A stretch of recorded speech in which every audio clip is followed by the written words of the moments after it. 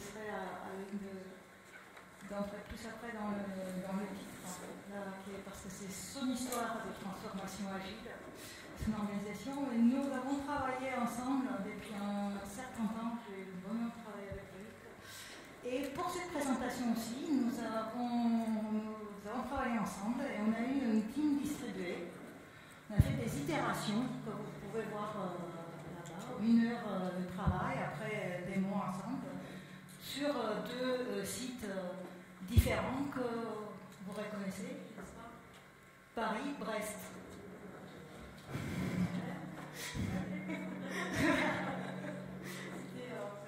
Avec les à Paris, moi j'étais. Non, c'est Brest. Avec les à Brest, moi j'étais à Paris et puis on travaille sur la présentation ensemble de communication. Et puis merci d'être là pour qu'ensemble on raconte cette histoire d'évolution agile en itération, pareil, vous allez voir partout, telle qu'elle a commencé il y a 6 ans, c'est ça? En 2009. Et où elle va aujourd'hui? Wanajunku, Wanajunku OMR, je travaillais comme accompagnateur agile, coach agile avec eux depuis 2012 et j'interviens encore un peu aujourd'hui. Je suis ravie d'être aujourd'hui parce que je trouve que c'est une belle histoire de transformation dans ce société qui émerge. Mon prénom sur un. Zoïc, moi j'habite Brest. Je travaille au Crédit Mutuel de Bretagne depuis 12 ans sur les portails web à destination des particuliers et des professionnels. Je suis venu ici pour vous parler de notre transformation, la transformation donc, au sein du Crédit Mutuel Artea vers une culture agile à l'échelle de mon périmètre. Il y a quelques semaines, moi tout au plus, un collègue me disait qu'on avait fait un certain bout de chemin ces dernières années, et sans plan moyen terme, sans forcément avoir un objectif bien précis dans notre transformation. Et je trouvais l'expérience intéressante et j'espère qu'elle vous sera instructive également.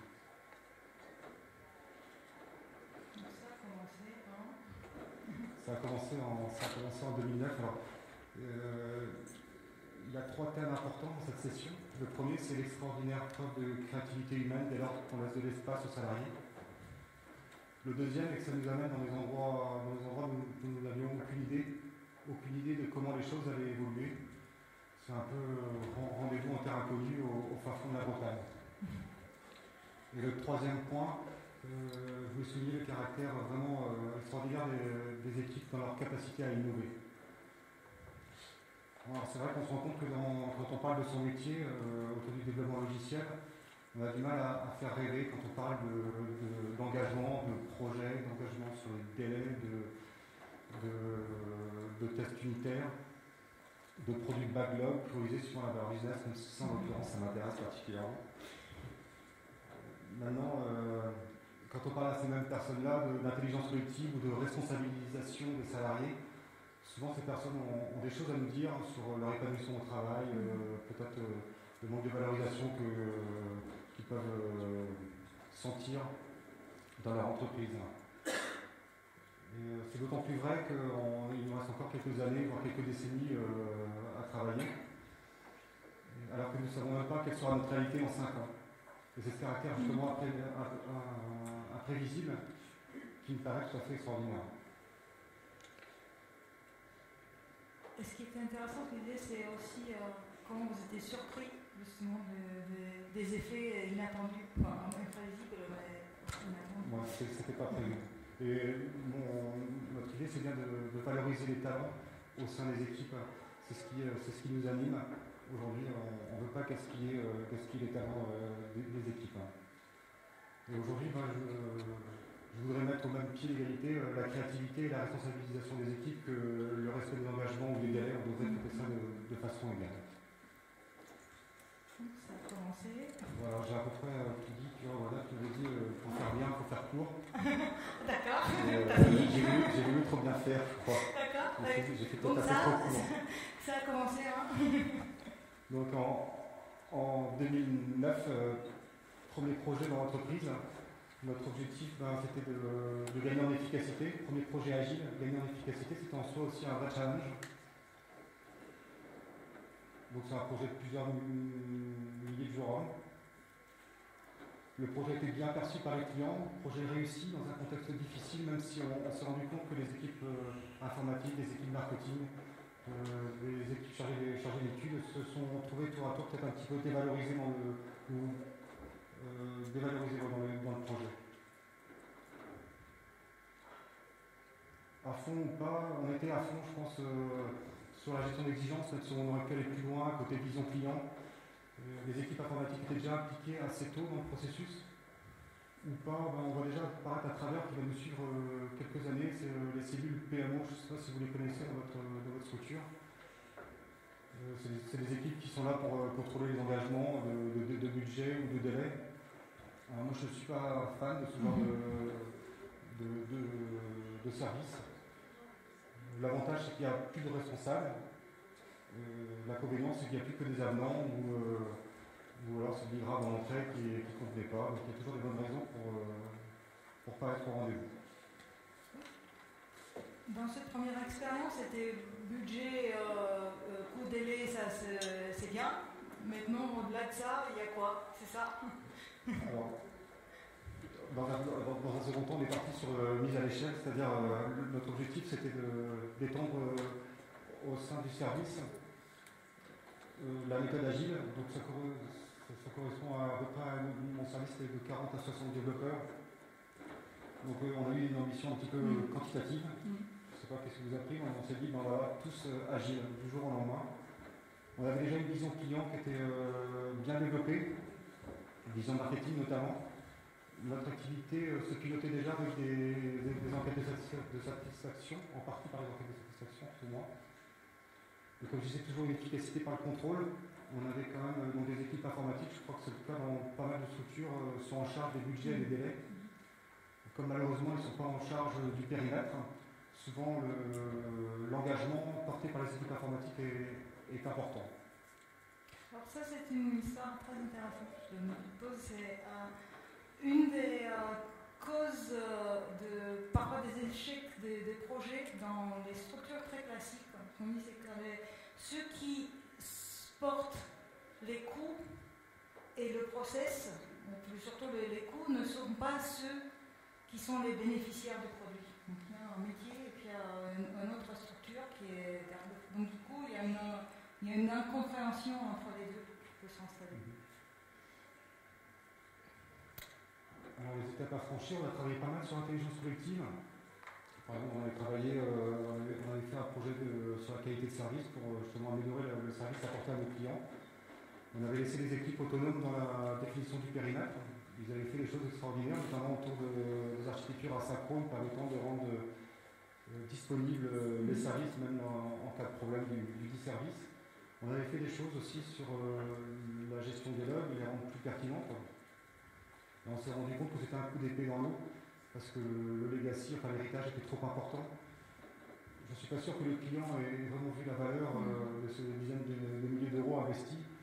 Ce que je veux dire par là, c'est que se tromper, ça ne veut pas dire être créatif. Mais par contre, on doit avoir le droit à l'erreur, le droit de se tromper pour justement sortir des solutions ou des plans d'action originaux et performants. Au niveau de la cohésion d'équipe, à ce moment-là, c'était bien, ça aurait pu être mieux.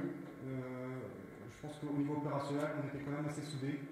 Il y avait c'est quand même une certaine défiance entre les équipes informatiques et le reste de la structure. L'état d'esprit agile, non, on n'y a pas vraiment travaillé.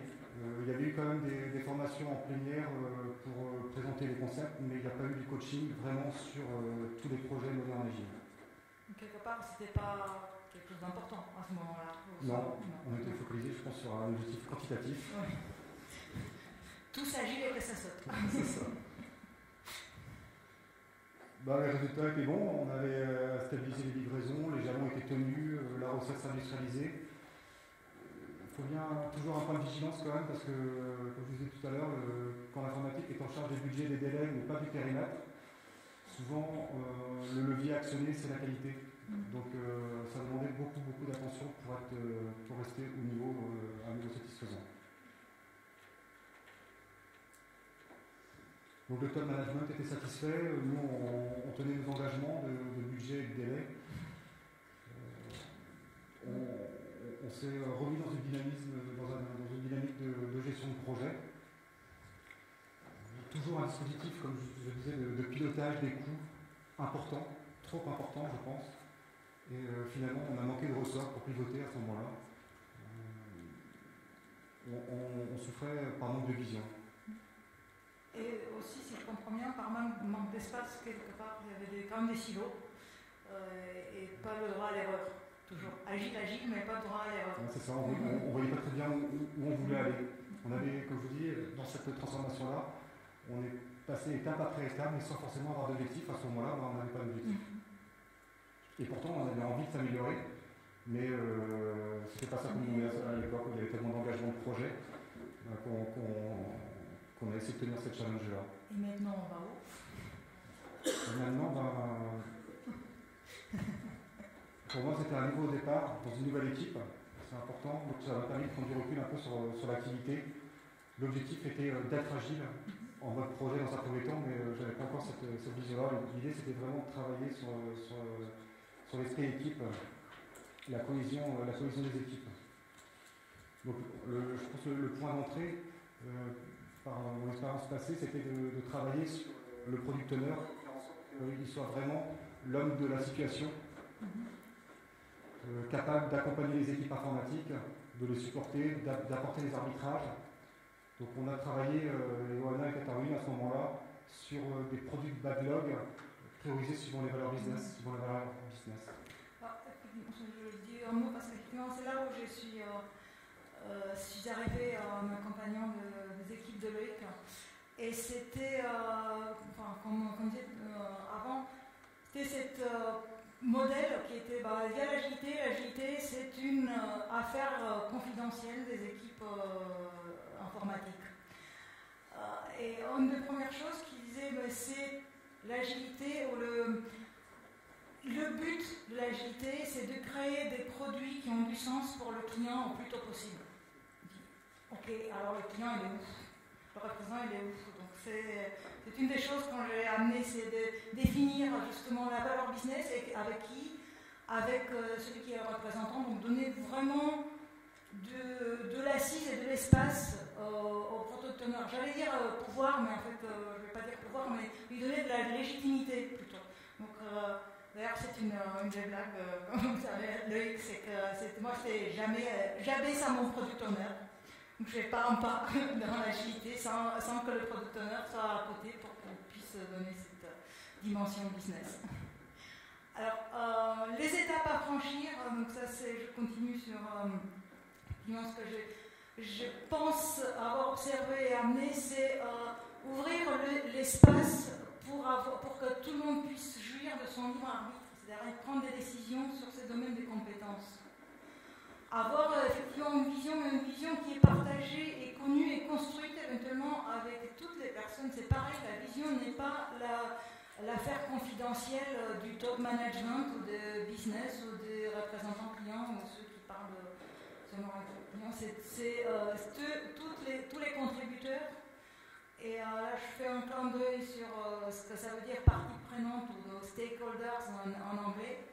C'est celui qui contribue à réaliser un résultat. Donc, les développeurs sont des stakeholders, les représentants de l'exploitation sont des stakeholders, les représentants métiers sont des stakeholders. Donc, ils sont tous ensemble pour s'aligner sur une vision comprise commune et qui ont cet espace de libre arbitre pour prendre des décisions. Une autre chose, écoutez, c'est très difficile, après je ne veux pas entrer trop dans le détail de la posture du coach agile. Alors l'agiliste c'est quoi? C'est un coach? Est-ce que c'est un mentor? Est-ce que c'est un consultant? Est-ce que c'est un professeur? Je pense qu'il faut changer de casquette quand il faut. Donc, parfois les équipes avec lesquelles on travaille, ils ont besoin qu'on raconte quelles sont les pratiques qui marchent, que nous en tant quelqu'un qui connaît plus sur le sujet savent par ailleurs ce qui marche. Donc je pense que j'étais peut-être parfois en mode professeur, mais il ne faut jamais oublier d'écouter et se mettre, créer cette empathie. J'ai toujours du mal avec empathie en français, je ne sais pas si il y a une connotation négative ou pas, mais comprendre. Essayer de comprendre quelles sont les problématiques des gens qui sont en face. Donc écouter encore avant de proposer des solutions packagées. Et puis, je laisse sur le dernier. À ce moment-là, en tant que responsable d'équipe informatique, les messages étaient quand même beaucoup plus clairs lorsqu'ils sont passés par des tiers. Là où Anna est intervenue à ce moment-là, et c'est beaucoup plus profitable à l'équipe parce qu'au moins ils peuvent s'approprier le travail réalisé complètement. Alors que quand ça passe par la voie hiérarchique, je ne suis pas sûr que ça a le même impact. Le résultat, encore respect des budgets et des délais. Mais en fait, au-delà des apparences, ça allait bien plus loin. Parce que le product owner, à ce moment-là, il n'y avait plus de dispositif réellement de contrôle de coût. On était beaucoup plus sec sur cet aspect pilotage. C'est le product owner qui pouvait à tout moment arbitrer son périmètre pour pouvoir tenir les engagements, le budget et le délai. Donc c'était un vrai allié dans la réalisation du logiciel. Et au-delà des apparences, parce qu'on était rentré dans une dynamique d'amélioration continue assez importante, on a travaillé fort sur le DOD, sur le how-to-test, les tests automatisés via Cucumber, des modèles de bêta-test, dès le début du développement, on allait exposer le service en production pour vérifier soit auprès de bêta-testeurs ou du top management si les résultats étaient convenables. Donc on a beaucoup appris à ce moment-là et on était dans une dynamique d'amélioration continue très forte. Et après, là effectivement, on s'est focalisé, on était focalisé sur les projets, on restait focalisé sur les projets, c'est-à-dire que là maintenant c'était un petit peu délaissé, réalisé par les équipes externes en tout cas au processus de projet. Moi j'avais travaillé sur les fiches de mission. J'avais essayé d'anticiper ça, de laisser aux équipes internes, notamment informatiques, leur laisser du temps pour travailler également, pour s'impliquer sur la maintenance. Avec Oana, on avait travaillé sur les processus de type Kanban. Il y a eu une application du manager, le PO était lui aussi présent, mais rien n'y fait. En fait, on se rendait compte qu'on n'était pas au rendez-vous et je suis très sûr que le client à ce moment-là était forcément très satisfait de tous les aspects run sur notre activité. Ce que j'en ai vu, c'est sur cette question, finalement, mais il y en a trois vraiment. C'est un exemple de se mettre noyé par des objectifs ou des métriques dont on ne comprend pas vraiment qu'est-ce que ça apporte. Non. C'était un peu c'était l'étape. Donc on s'est dit, face à ces difficultés-là, il y a quelque chose de simple qu'on peut faire. On a réorganisé les équipes de développement logiciel. On a concentré les équipes de développement logiciel sur une même équipe produit. Donc projet et maintenance c'était réalisé par la même équipe. La règle qu'on s'était donnée, c'était on se définissait un périmètre applicatif sur lequel on pouvait mettre en place une équipe socle de 2 ou 3 personnes capables de travailler en agile. Donc on se définissait un périmètre applicatif plus ou moins large pour avoir toujours une équipe socle opérationnelle. Donc la rupture, c'est la rupture. La rupture, c'est le fait d'avoir concentré, d'avoir déjà commencé à amener une culture produit au sein des équipes de développement, focaliser client et concentrant donc la maintenance et les projets. Donc vous voyez, au Crédit Mutuel Arkéa, on ne respecte pas la parité homme-femme. C'est pas bien. Mais c'est dans un sens original. C'est ça. Alors, une étape, je crois que ce que tu disais, voilà, a été utilisé par plusieurs entreprises pour commencer leur transformation, c'est qu'on a mis en place un nouveau rôle, le Proxy Product Owner, Parce qu'on a commencé cette transformation par l'informatique. Alors pourquoi? Parce qu'on était autonome pour mener cette organisation sans référer à la RH ou aux responsables. Donc on a mené cette organisation comme si de rien n'était, en rajoutant juste un nouveau rôle, le proxy product owner, capable de faire la gestion de projet, la gestion de budget, la priorisation, ce qui est à mon avis une tâche qui n'incombe pas à l'informatique. Et l'informatique était concentrée sur la qualité du livrable, ce qui rend les choses beaucoup plus simples de clarifier les rôles. Alors, juste un petit mot sur le proxy product owner, comme je disais, il y a plein d'organisations qui finalement pour s'en sortir et mettre ce rôle-là, c'est un rôle qui est controversé. Personnellement, je ne suis pas radicalement contre si c'est une étape de transition. Surtout que souvent, si on prend les références, le product owner, c'est celui qui a la stratégie, a la grande vision. Donc, quelque part, c'est le PDG de la société, si évidemment c'est ça, mais il faut aussi qu'elle soit très disponible tous les jours pour faire des tests, pour créer des user stories. Donc souvent c'est très difficile de faire ça d'un coup. Donc ce n'est peut-être pas la meilleure organisation à avoir un proxy product owner. Maintenant, je préfère être tolérante si c'est en place.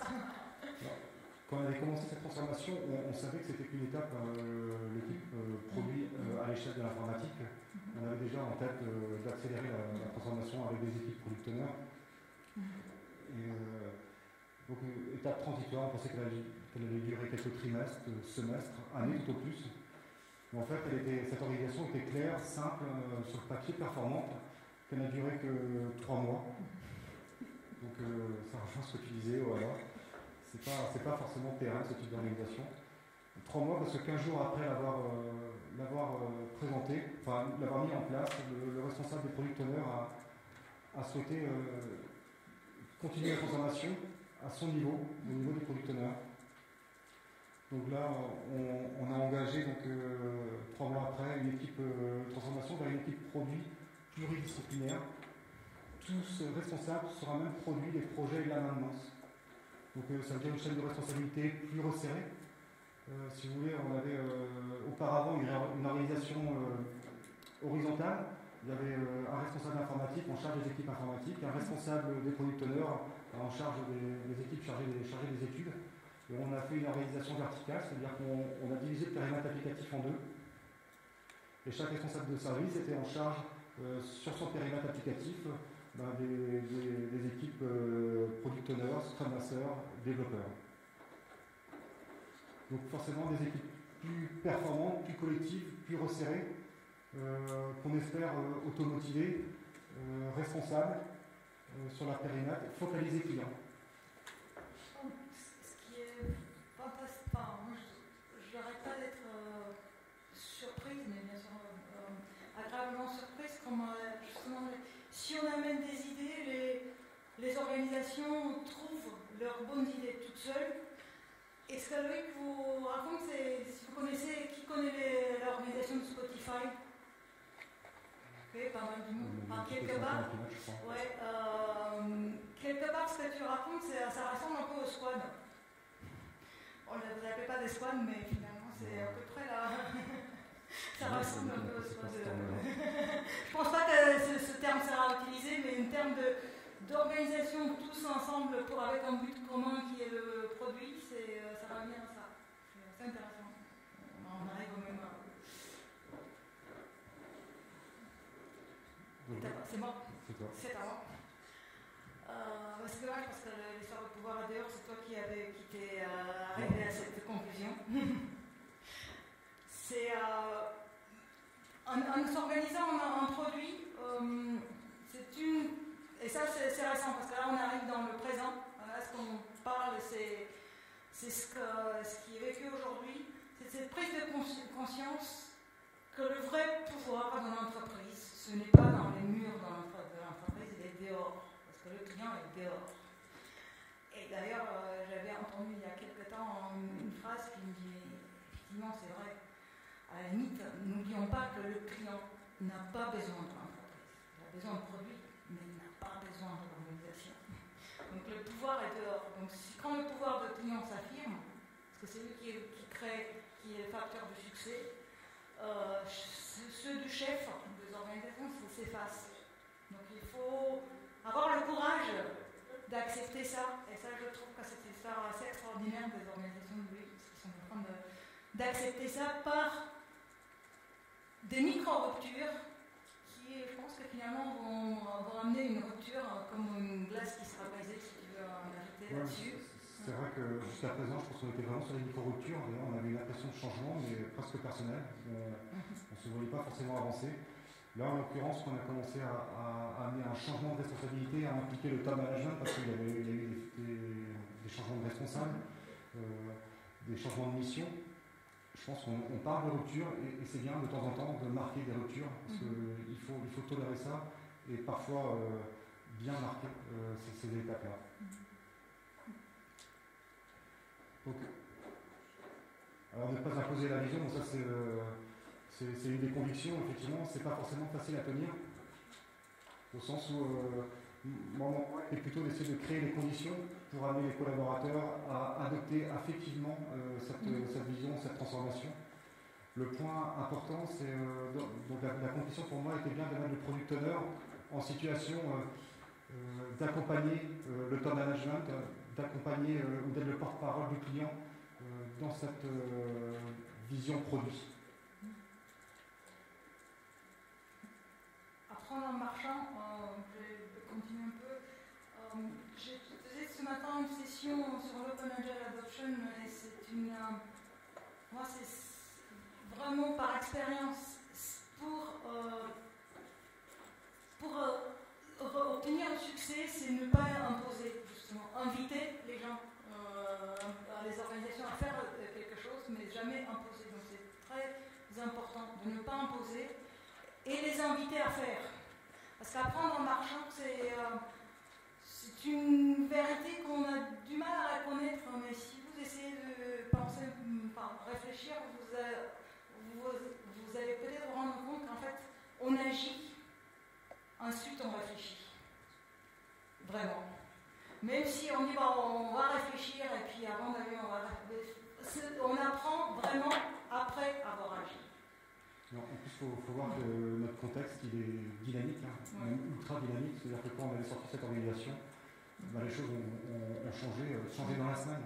Donc, et c'est là que c'est intéressant, il faut justement adapter l'organisation au contexte et apprendre en marchant.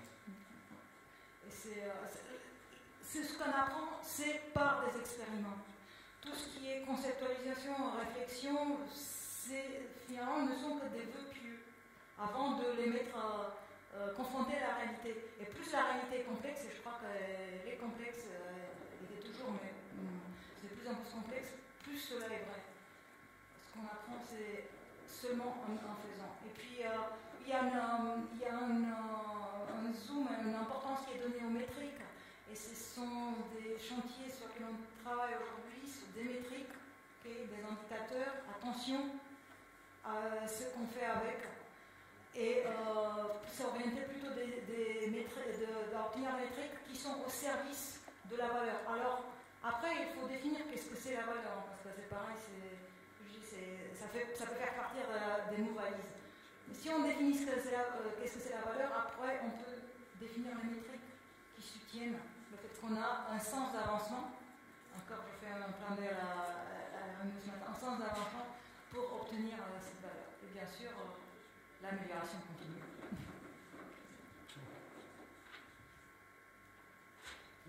Cette transformation est atypique au sens où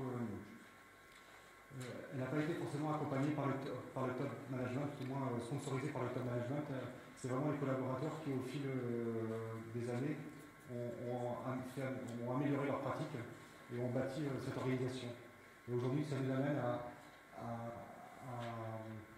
envisager, c'est pour ça qu'on parle de promesses, d'être vraiment focalisé client, d'avoir des équipes motivées et en route vers le Lean Startup, c'est-à-dire que c'est évident que pour des organismes ou des entreprises comme le Crédit Mutuel Arkéa, la marche est importante, mais pour autant la cause est belle.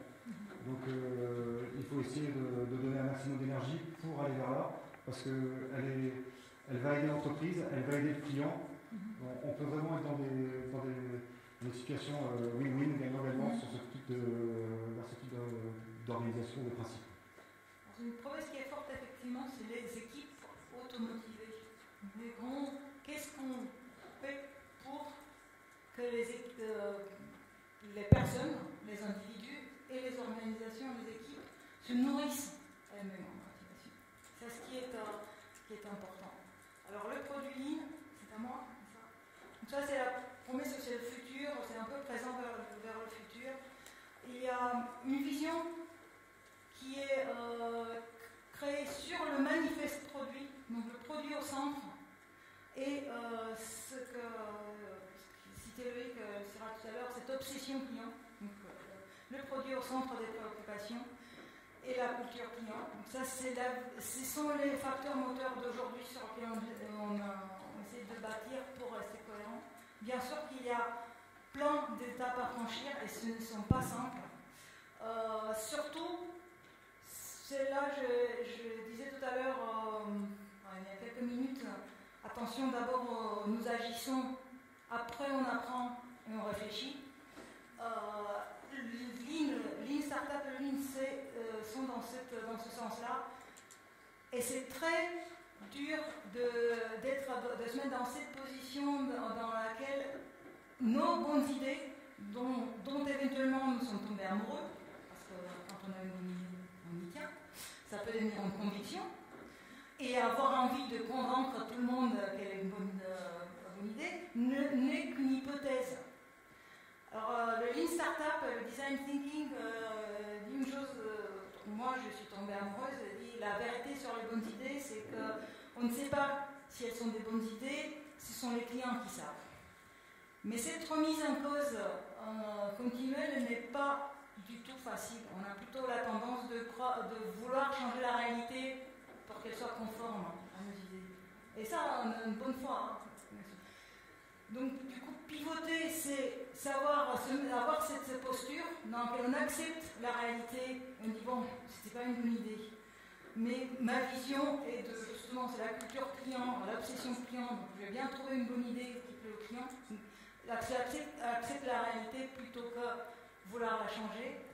Et les métriques, ça, c'est lié à ce que je disais avant, des métriques, vraiment du feedback client, plutôt que des vœux pieux en disant j'ai des indicateurs et je voudrais que j'attends X part de marché ou X tel pourcent de ce segment. C'est d'avoir plutôt du vrai feedback sur lequel on peut apprendre. Une autre chose que Lean Startup dit, c'est attention, parce que je parle j'ai un petit discours marketing ici sur le X part de marché ou X% de ce type de segment client. Les clients sont des vrais gens, ne sont pas des segments dans un marché. Voilà, c'est mettre dans cette optique-là. Et puis, pour réussir à tout ça, c'est pas facile. C'est une forme de lâcher prise. Lâcher prise et accepter la réalité à cette réalité. Ensuite, les résultats. Non, il n'y a pas de résultats. On commence tout juste là-dessus. Et justement, on en parle aujourd'hui, même de faire des open space, lâcher prise, mettre à profit l'intelligence collective. Ce sont des espoirs aujourd'hui. Créer cette posture d'entrepreneurship, dans une grande entreprise, se comporter comme si c'était un start-up, c'est-à-dire le succès, l'erreur, l'échec, c'est une opportunité d'une part. Être un échec au plus tôt, c'est une bonne nouvelle, parce que ça veut dire qu'on n'a pas dépensé beaucoup. Et surtout, finalement, c'est le succès notre vie dépend du succès du produit qu'on fait. C'est ce qui est plus vrai dans le start-up que dans une grande entreprise. Donc, amener cet état d'esprit, c'est l'espoir.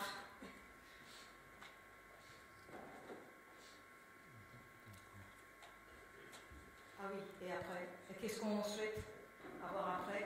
Bien sûr. C'est quelque chose qui est porté beaucoup aujourd'hui, c'est ne pas oublier que la reconnaissance du client fait gagner plus mon entreprise. Ce n'est pas dépenser moins. C'est comment faire en sorte de gagner plus. Et la reconnaissance du client, ça se transforme dans la reconnaissance tout court des équipes qui ont fait quelque chose pour quelqu'un et que ce résultat-là servait à quelque chose. Donc il y a une reconnaissance personnelle. Donc j'ai créé un produit et ce produit, il est reconnu par un client. Donc il y a une reconnaissance des équipes qui peut amener à la automotivation. Ça c'est basé sur quelque chose dont j'y crois profondément, c'est que chacun d'entre nous, pour se lever le matin et puis aller travailler, ils ont besoin d'être fiers de ce qu'ils font. Et la façon de dire, votre produit c'est génial, ça aide beaucoup. Comment on peut amener la reconnaissance, c'est donner du sens justement en disant finalement on est là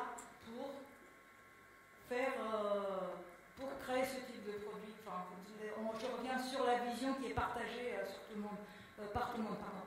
Et cette reconnaissance, du coup, ça, comme je disais tout à l'heure, je l'ai vu vraiment. Et quand vous organisez des fêtes le week-end ou les hobbies, ou vous faites partie des associations, il y a des choses magiques qui se passent. Parce que vous avez envie, parce que vous voulez porter un projet, un résultat, ça arrive et puis il y a quelque chose de magique qui se passe sur le volontariat et vous êtes heureux. Et c'est ce qu'on essaie de faire, c'est amener finalement ce bonheur au travail par la reconnaissance que les équipes peuvent avoir au jour. Mais c'est un espoir. Et qu'est-ce qui s'est passé après? Focus sur le crédit mutuel Arkéa, le nouveau manifeste ou les principes qui nous guident. Aujourd'hui, notre activité elle est centrée client en recherche de simplicité et d'efficacité, en recherchant aussi la qualité en lien avec le produit, ne pas déconnecter du produit. Donc toujours dans une recherche de culture axée sur la pleine valeur, axée sur le client, avec pour finalité de positionner le client au cœur du service, au cœur de l'entreprise. Le Crédit Mutuel Arkéa, c'est vrai que c'est un groupe bancaire, mais pas que cela. On a pu voir qu'on laissait beaucoup d'autonomie aux salariés.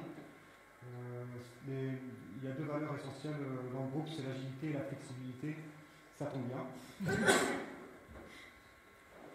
Ce qui est effectivement atypique, comme je disais, c'est l'aventure humaine qui nous a permis aujourd'hui de nous centrer sur le client. Et c'est particulièrement cohérent parce qu'on voit depuis quelques mois les messages du groupe sont vraiment ceux-ci. Donc on est là par hasard, mais pas que. Finalement, on a nous aussi suivi notre chemin pendant 4 ans pour arriver à cette conclusion-là. Donc on est particulièrement fiers finalement d'avoir fait cette transformation cohérente pour l'entreprise, cohérente pour le client. C'est bon. C'est bon.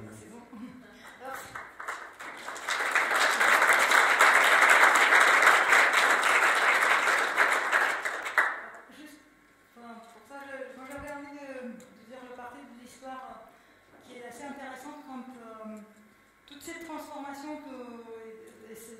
aller d'ici, ça marche bien, mais qu'est-ce que c'est après? Et puis finalement, comment on arrive après?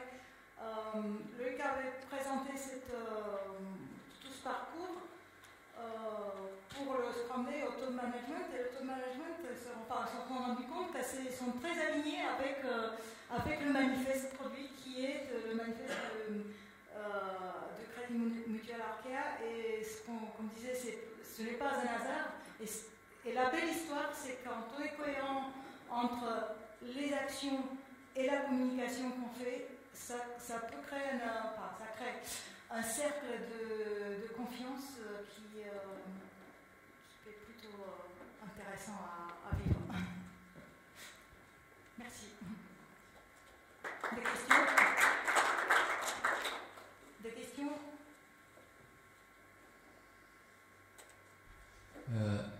Déjà, juste pour confirmer, dans votre cas, donc client, c'est utilisateur, ça regroupe la même notion c'était l'utilisateur final. Ouais. Et en fait, ouais, j'avais une question. Donc vous disiez là, c'est une culture centrée client. Comment vous organisez justement la relation avec vos clients? Comment vous récupérez du feedback auprès d'eux? Concrètement, comment ça se met en place? Comment vous savez finalement si votre produit est bien accueilli? Je pense qu'on a plein de choses à faire sur ce sujet. Aujourd'hui, on a déjà des enquêtes de satisfaction. On a du rating, on va dire, sur le service qu'on expose au public. Et on voudrait aller plus loin et vraiment être en relation avec nos clients. Aujourd'hui, quand on développe, on expose nos services en production sur des modes bêta test, on appelle ça des modes canaries. C'est-à-dire que c'est l'exemple de l'armée américaine qui lâche les canaris sur les champs de bataille pour voir si l'air est respirable. Nous, aujourd'hui, on essaie de roder nos services en production sur ce mode-là. Et je pense que depuis qu'on a commencé cette transformation, on ne s'arrêtera pas là. Aujourd'hui, on expose effectivement à tout moment, et dès le début du développement logiciel, on expose des services auprès des clients pour recueillir leur feedback, avant même que le produit soit complètement développé.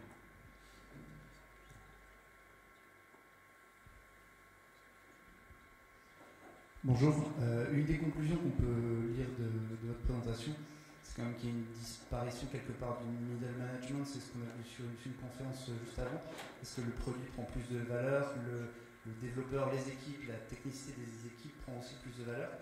Comment dans une entreprise très structurée, avec des parcours qui sont a priori fléchés, de la base vers le top management en passant par le middle management, comment on reconsidère ces parcours d'évolution dans l'entreprise, sachant que voilà, on donne plus de puissance aux équipes à elles-mêmes, on fait émerger les solutions des équipes. Donc comment on valorise les individus, comment on les fait progresser? Alors, comme dit Johanna tout à l'heure, c'est pas réfléchi. On y est allé parce qu'on sentait bien le truc. Enfin, moi, en tant que responsable au niveau des équipes, je ne me sens pas vraiment manager. Là, je vous rejoins. Moi, je me sens plutôt animateur. Je fais confiance à l'équipe pour prendre les décisions en autonomie. Et c'est ça qui est vraiment enthousiasmant. Donc, j'aurais tendance à dire, allons-y, à fond. Et j'espère être jugé, moi, sur mes résultats. Et aujourd'hui, les résultats tiennent. Donc, on ne remet pas en cause ma façon de manager.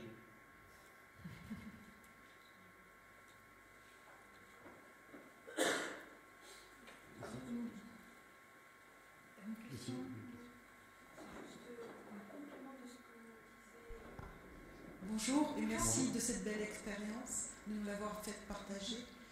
J'ai une question par rapport aux équipes justement. C'était environ combien de personnes? Et au niveau profil technique, on parle de NTIC, bien sûr, puisque tu parlais des deux types de portails que tu étais amené à... Ouais. Enfin, je tutoie, en particulier entreprise. Donc, et les autres, est-ce que vous les avez amenés avec vous aussi, c'est-à-dire tout ce qui est accès aux données, ancien profil, je dirais, NTIC et ancienne technologie? Aujourd'hui, on expérimente, enfin, le Crédit Mutuel Arkea expérimente de manière officielle, le top management expérimente cette méthode-là au sein du service. D'accord. Et c'est pour ça qu'avec Johanna, on travaille aussi à définir les métriques, même si ce n'est pas forcément toujours un joli mot, mais les métriques qui vont permettre de valoriser l'expérience. Et je pense que toujours pareil, donc, en valorisant l'expérience, on valorise les équipes. Et donc c'est vraiment la preuve, par exemple, qu'on essaie de faire. Et moi, je veux bien revoir le modèle, si ça ne convient pas. Enfin, on est là pour s'adapter. Donc en fait, ce sont des équipes, le sprint est fait par des équipes multi-technicité, c'est-à-dire aussi bien Java que, par exemple, accès DB2 ou ancienne technique, accès aux données. Hein. Alors, ça va, la première partie de la question, nous, on est dans les équipes informatiques, il y a 40 à 60 personnes qui travaillent. Oui. Une dizaine de product owners, 6-7 Scrum Masters. Voilà la taille de l'équipe. Elle est pluridisciplinaire, effectivement. Alors, à la mode de Spotify, on a également mis en place, on est en train de mettre en place des chapters ou des billes transverses permettant d'amener la cohérence technique et sur les services. Alors il y a d'autres, comme je disais tout à l'heure, il y a effectivement la technologie évolue en permanence. Donc peut-être, alors vous parlez d'analytique, mais ça va plus loin, là maintenant on est sur des clients lourds, sur des technologies hybrides, donc on voit qu'on a de plus en plus de technologies. Peut-être que ça ne tiendra pas la route, mais on s'adaptera. D'accord. Aujourd'hui, on trace là-dessus et puis on voit si ça passe. Je vous laisse pas. Il y avait une question.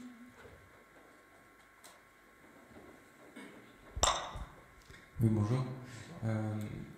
Merci pour ce retour. Moi, je m'y retrouve un peu dans certaines... Enfin, nous, on est aussi en train de passer à l'agile et on est organisé en produits.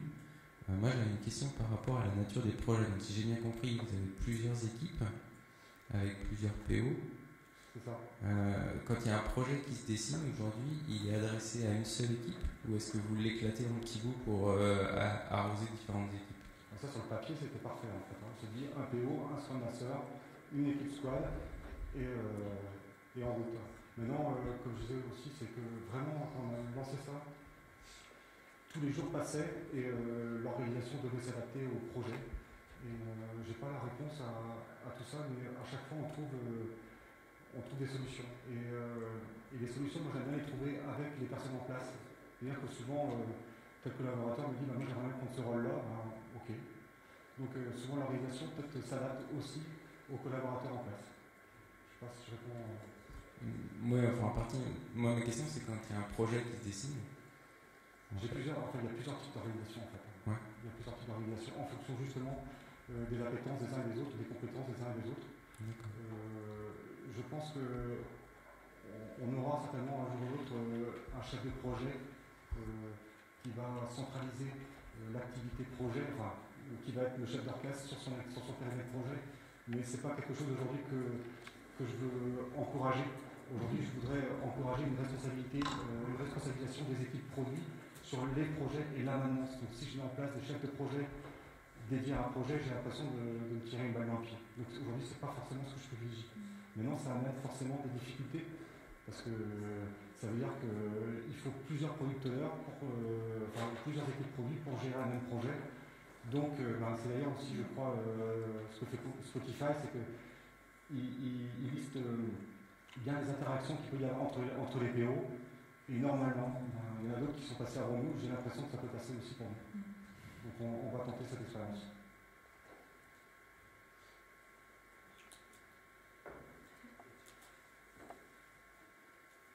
Merci. Merci.